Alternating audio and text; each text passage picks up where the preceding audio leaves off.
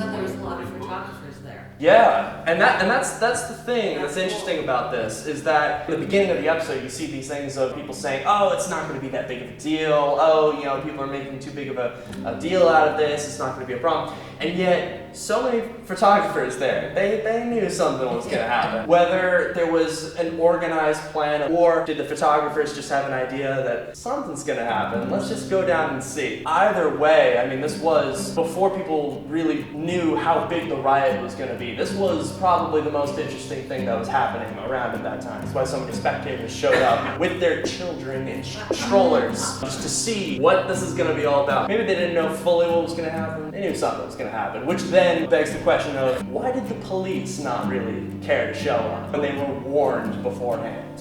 Well, the newspaper too. I mean, all those newspaper articles were incendiary, you know. Yes. They indicated that something was going to happen. And most of those photographers were of the Peekskill Evening Star newspaper too, Oh, you know. so they were kind of... Yeah, I mean, they cooked up this story. That may be a little bit of an oversimplification. Obviously, there's lots of elements to this, decades worth of history. The Evening Star kind of spearheads this movement, cooks up this story, and then it's like, let's send a bunch of photographers down to see how this plays out. I don't know if they really had in mind to make this a national thing. That's what happened, whether it was intentional or not in that regard.